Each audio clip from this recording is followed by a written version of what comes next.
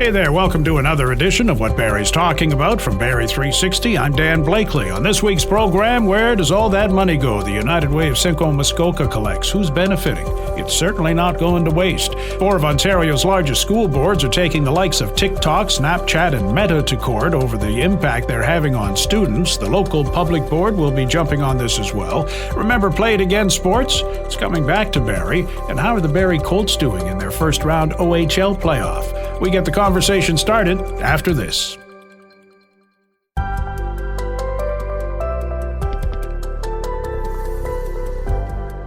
School boards have had enough of what they call the distraction of social media platforms like TikTok and Snapchat, so much so that 4 of Ontario's largest school boards have announced they're launching a $4 billion lawsuit against them, claiming disruption to student learning and the education system. Jodi Lloyd, chair of the Simcoe County District School Board, telling Barrie 360's Ian MacLennon it will be doing the same.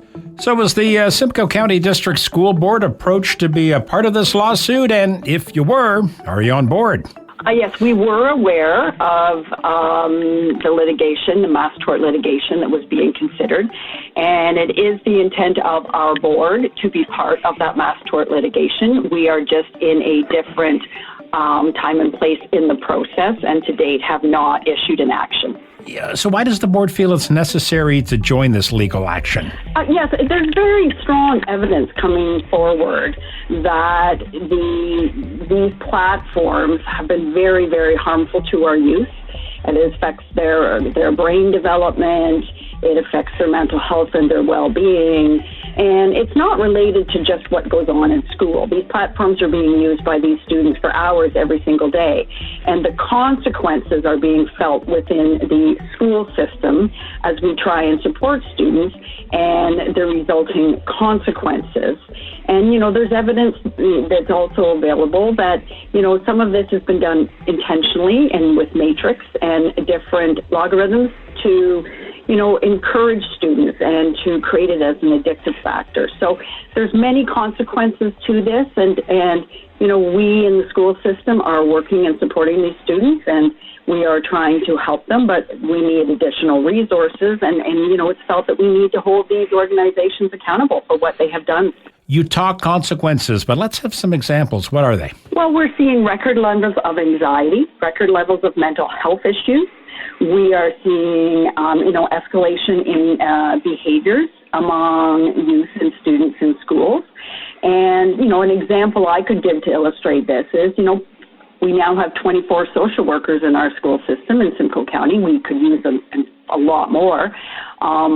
Prior to the development of social media, we didn't have social workers in school. So you attribute most of these issues to the advent of social media? I would say yes. We do believe that the needs that we're seeing are a direct result of this compulsive behavior, and the evidence that it's very damaging to developing brains. And so, and it's been done intentionally and very targeted with youth. So, this is a way for us to respond to this. Okay, isn't social media used in the classroom? So where's the balance here? I guess I'm asking, what's good social media? Well, we use cell phones are used in schools as learning tools when we need to access something on the internet or resources, but social media itself is not used within the classroom. Are students allowed to have their cell phones with them in the classroom? Yes, there's nothing that says they can't be on their person. We discourage their use in the classroom. We encourage their use for educational purposes only. And so, there's further thought and discussion regarding that and how we could best move that forward and make any required changes there. But that's also very challenging at this point in time due to the addictive nature. Now, Premier Doug Ford was quoted at an unrelated news conference in Ottawa the day the lawsuit by those 4 large boards became public. He basically said he felt the lawsuit was nonsense. The boards were not going to win against these social media giants, and they'd be better off putting resources into the kids rather than legal fees, which I guess he means the classroom. School boards have said there wouldn't be any costs incurred. So how's that even possible? That is correct. We are moving forward on this litigation on a contingency basis, so there is no cost to the boards. So we are not wasting taxpayers' money. We are not using it, taking education dollars out of the classroom. And it is, the comments made by the Premier were not accurate. So, there's a lot of consideration gone into making these decisions based upon the information we have and what we know. Okay, the board wins its case. What does it do with the funds? Well, that would be decided specifically at the time, and if these actions are successful, I personally would want these funds to support students and to provide the resources, the additional resources that we currently need. So at the end of the day, what's the board's goal here? I mean, against these social media platforms, these parent companies, what's the ask here? We want them to acknowledge what has taken place and the detrimental effects it's had. We want them to recognize that there's a significant social cost to this and to what has happened, and that, really schools are the ones right now trying to support these students and to educate our students. And, it is becoming more difficult and more challenging, and we certainly need more resources to support students and to meet their needs. A representative from the Simcoe Muskoka District Catholic Board has not been available for comment on this. We hope to hear from them soon.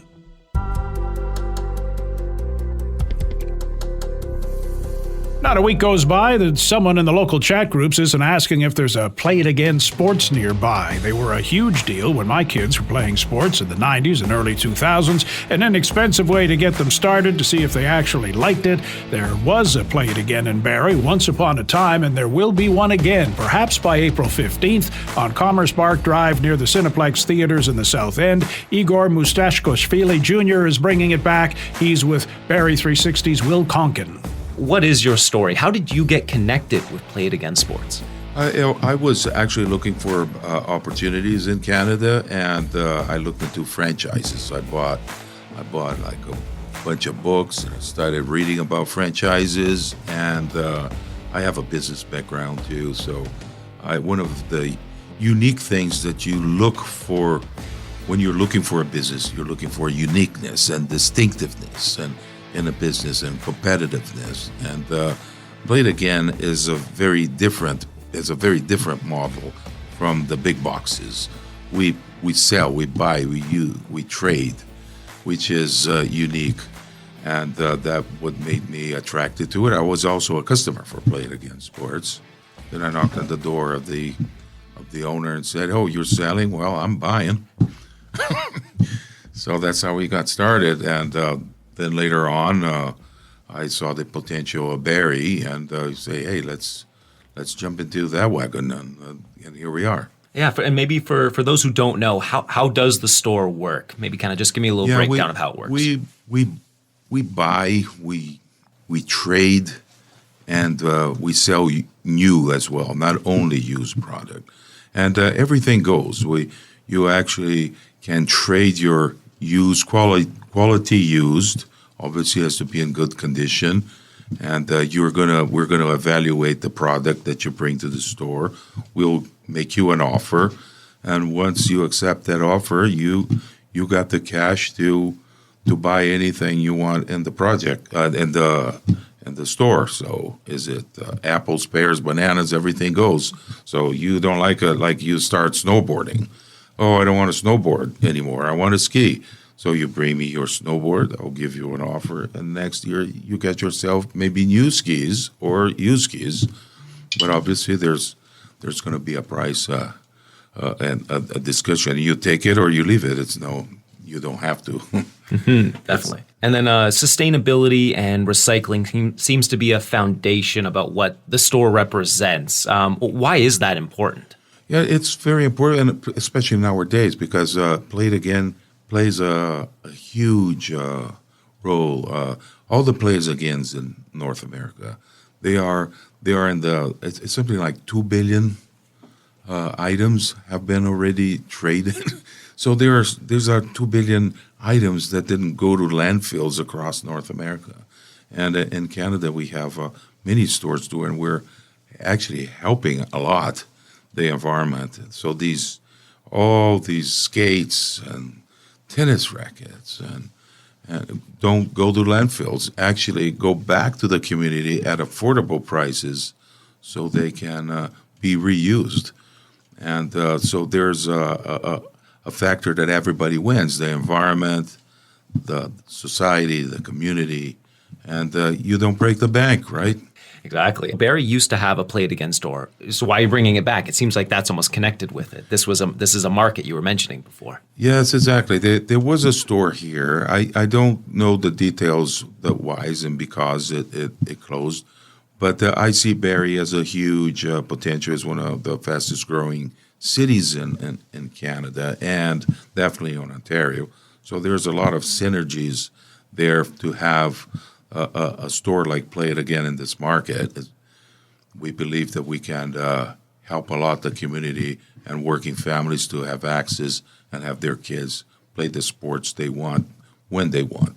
Yeah, definitely. It seems like there's a lot of sporting being had in Barrie, a lot of hockey, soccer, a lot of things. So it seems like that it's perfect for here, right? Exactly. We're always looking for markets that are focused on sports, and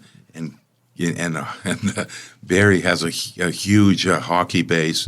They have their OHL team, excellent team. The place is always packed, so there's a huge hockey culture and baseball culture, and soccer is also coming in strong. So we believe. And we're right next to the slopes, and so I think there's a lot of things going on here that will make the store thrive, and again attract people to bring their sports gear and trade it at the store. Where is the store located, and when will it be open? Oh, the store will be. We depend to opening the store. We're waiting for our permits, so we hope that these permits will come out sooner than later. And the little store is located at 71 Commerce Park Drive, right in front of the movie theater in the south end. So you can't miss it. With inflation, prices overall, this is a great option for people. And we were talking off air that this really connects the community. Maybe touch on that again. Yes, it's very important to offer opportunity and an avenue for working families to come to the store, bring their used equipment. It's spring, so everybody's going to be cleaning their garages. Bring your sport equipment that's sitting there in the garage, getting dusty. Bring it to my store. Get paid cash on the spot, or get store credit and buy anything you want in the store. So that's a great opportunity for everybody to get moving, get their kids playing sports without breaking the bank. I think that's a very important component of the business. Mark it down, April 15th, Play It Again Sports on Commerce Park Drive in South Barrie. What Barrie's Talking About is a weekly podcast featuring the best Barrie and Simcoe County have to offer and more. You can get caught up and make it easy to keep up in the future by subscribing to What Barrie's Talking About through any podcast distributor. Still to come on What Barrie's Talking About, how United Way Simcoe Muskoka picks its projects to fund, and how are the Barrie Colts doing in their first-round playoff with Oshawa. Now this. It's cool to care. It's a well-known fact blood transfusion saves lives. It's also a well-known fact that the world relies on voluntary unpaid donations to fill the need for blood. The need for blood never ends. Canadian Blood Services in Barrie is calling on you to help save a life. Please consider donating today. Appointments are mandatory and must be booked in advance. Book today at blood.ca through the Give Blood app or by calling 1-888-2-DONATE. Cool to Care is brought to you by the Peggy Hill team, keeping it real all the way to sold. Reach out now at peggyhill.com. It's cool to care with 107.5 Cool FM. This is What Barrie's Talking About from Barrie 360. I'm Dan Blakely. United Way of Simcoe Muskoka has served up $2.1 million in funding to several community projects and individuals over the next few years. CEO Brian Shelley gives us some of the background and the criteria for issuing funds through our Ian MacLennon. what are some of the organizations that are receiving this money, and how do you make such a, I would say, a challenging decision? Yeah, thank you so much for the opportunity to discuss this. Absolutely, it was a very challenging decision. Our funding decisions are all made by volunteers of the community, so it's not staff members that make the choices. We certainly vet the projects, but we had 3 times as many projects with requests for 3 times as much funding as we had available. And that was with us increasing our funding. Over our last round of 3-year projects, we committed about $1.8 million. So we've increased that to 2.1 thanks to the generous support of our donors. So really, really tough decisions we had to make. But at the end of the day, it's about funding projects that we will believe will have long-term systemic effect on our community and help move folks along that continuum from poverty to possibility and or support their mental health and social inclusion. So with the 7 projects, each of the projects has 3 or 4 community agencies attached to it. So it's not one agency that we're funding in all these cases. It's always a community effort, a collaborative effort of multiple charities. And so we have a project that's being led by Camp Hill Farms, but they're working with Lakehead University and with the Simcoe County Community Builders and other partners. And that's a project that's, for example, helping to provide pre-employment training to those who may be unemployable in the area of construction. And then the end product of that will be that they're going to be building affordable housing as well. So that's a 2-pronged project, right? Where you're getting not only the end result of the housing, but probably more importantly, we're also developing the skills with some folks who at this time may be unemployable. And the trades, of course, are huge right now. And this one is specific to rural Simcoe County, correct? That's right. Yeah. So it will be training folks from the Barrie area primarily, but the project will take place just south of Barrie. Okay. In South Simcoe. Yeah. Now, another one too, arts immersion for mental health. Is that linking arts creativity with a person's mental health in terms of getting better or progress? That's right. Yeah. So that's a project that's based up in Aurelia. Although with all of these projects, we know that there's spillover into all of the regions we serve. And that's about a project taking the arts as a therapeutic way to reintegrate folks who have had a mental health crisis back into their community. And so again, it's about filling gaps, filling funding opportunities of projects that aren't currently being filled, aren't currently. It's about filling the gaps within our community and bringing together the right partners to do so.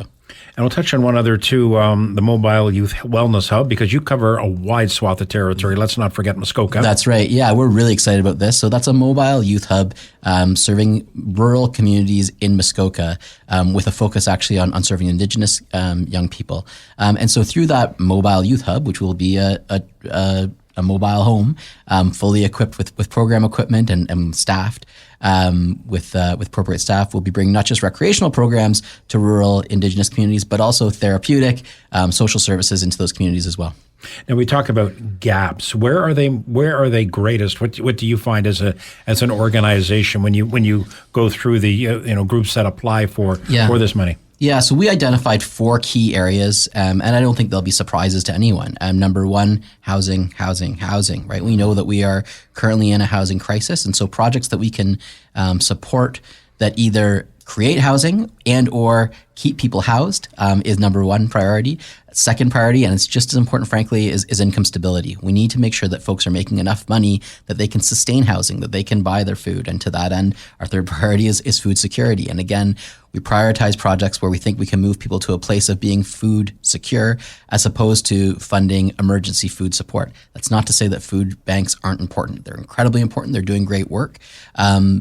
But where we're trying to focus our funds is how can we move someone to a point where they don't need to access a food bank. And then the fourth area of focus was around mental health. And I think coming out of the pandemic, we know that people's mental health is struggling. We know especially that's for those living in low-income households as well as youth. And so we've really tried to focus our funding efforts on those communities as well. And you find, too, it's been said, I think, that if you can get someone with get a person housed, then you begin to work on those other issues or needs that need to be dealt with. For sure. I think we have to understand that when someone's living in crisis, they're in survival mode. And when someone's in survival mode, they aren't thinking beyond tomorrow. And so when we can take care of some of those core pieces, like making sure that a family is housed or a family is fed, then they can start moving forward on some of those longer term priorities that help them sustain a healthy, strong life. And when you look ahead, this will last over the next 3 years. For other groups that apply, can they reapply again, or just how are the funds divvied up like that? Yeah, so this go round, we did make a decision that agencies who'd received the funding the previous 3 years could apply, and that was, the goal is that these projects should be self-sustainable by the end of 3 years. However, if we look back on the last 3-year cycle, which ended in October of 2023, 2020 to 2023 was anything but normal, right? And so we do have at least one project that we are funding again. That's a project in Muskoka headed up by the YWCA around providing wraparound supports to folks in living in poverty. Our goal is at the end of 3 years that these projects are self-sustaining. They don't require the United Way funding, so that we can then move on and fund other agencies and other projects. And this is another example when people ask, well, what are my dollars going toward when I donate to the United Way? You've got 7 solid examples here. Yeah, this is certainly our largest pot of funding that's supported by our donors. It are these 7 projects. We also have an urgent needs fund, our Youth United fund. We're looking at launching another fund in the next year that I'm excited to share in the coming months. But certainly this is our biggest commitment. And when donors ask where their dollars go, this is where they go. And it's I'm proud that these are community collaboratives that wouldn't happen without United Way donors' support. You can find out more about the work United Way of Simcoe Muskoka is doing at uwsimcoemuskoka.ca. The Barrie Colts trail in their playoff series with the Oshawa Generals 2-1. They took the first game. A controversial whistle robbed them of a chance to tie Game 2 with 8 seconds left to play, and in Game 3 they lost 5-1. Here again is our Will Konken with Colts writer and broadcaster Gene Pereira. In the midst of playoff hockey for the Colts, they're down 2-1 in their series with the Oshawa Generals. Won the first 4-2, then a tough loss in the second 5-4. Some controversy in that one with a goal callback, and then lost 5-1 in the third match. Gene, what's the feeling around the team after these 3 first games? Yeah, I think after the first 2 games, even with the tying goal disallowed in that 5-4 loss that would have gave Barrie a 2-0 series lead possibly, I think it was pretty good, but it was a real rough one in Game 3 back on home ice. Oshawa completely dominated, shooting Barrie 19-4 in the first, and the Colts had a goal called back as well in that first period, which was a clear offside. So I just think they kind of struggled to kind of get it back, and Oshawa took advantage the rest of the way and sailed to a 5-1 win. But there's no doubt that heading into Game 4, the Colts are probably going to have to really shake this off and get back to the game that they played in those first 2 games. Yeah, what went right for the Colts in those first 2 that they could maybe replicate going forward? I thought they did a really good job of kind of weathering the storm when Oshawa did pressure. They were much better at breaking out of their zone, and as well, I thought, offensively, they did a good job of driving to the net and getting to the net and creating some havoc in front of Ulster. And I think that'll be important to get back. It's something that they didn't do last night, they didn't do in Game 3. So they have to get back to that. And again, this is a Barrie team that when they're skating, they can be a difficult foe, and they have to get back at Bell. They just seemed really slow last night, and it proved costly. How do you think the goal call back in Game 2 affected the team in Game 3? Well, yeah, you wonder. Obviously a young team, 8 seconds remaining. It looked like they had tied the hockey game, and that would have been a huge momentum shift in what would have gone to overtime, and an opportunity to go up 2-0 in the series. And you got to figure that there's a good chance of that with Oshawa all of a sudden feeling the pressure. But it was a tough goal. It was a goal that should have counted, and it seemed to kind of linger a bit into this Game 3 with the idea that I think, that Oshawa's first goal early on also had a lengthy review, and it ended up standing as a goal on what was another review of a possible offside. And then, of course, Cole Bodwin's goal late in the first that would have tied it at 2. And again, the review there clearly showed that Patterson was offside. So it was it was the right call, but I just think mentally for the Colts, it just seemed like it really affected them, and they just weren't the same team. And then, of course, they ran into a bunch of penalty trouble, especially late in that first, early in the second, and that Oshawa power play again, 3 power play goals, and and that was it. Maybe touch on the OHL's change in goal review. Was that because of that game too?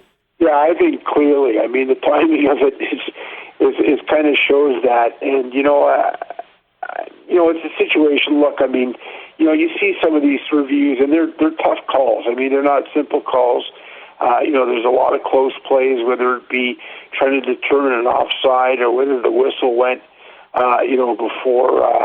before the puck had entered the net and so on. I mean, these are all tough situations, but I think what the officials wanted is, in that case, they're kind of relying on the guys up in the box to make the call, and I think the officials clearly want that in their hands. And they have, they have the technology now to do that, and with the iPads and so on. So I think they can do that and use that, where now the officials are going to actually review it, and they're going to make the final call, which I think is a better and improved system. So, credit to the league for kind of recognizing that, it was a real, costly mistake, unfortunately for the Barrie Colts, but, moving forward, that they're trying to address it and with a better format. What do you think the Colts need to do to have a chance going forward?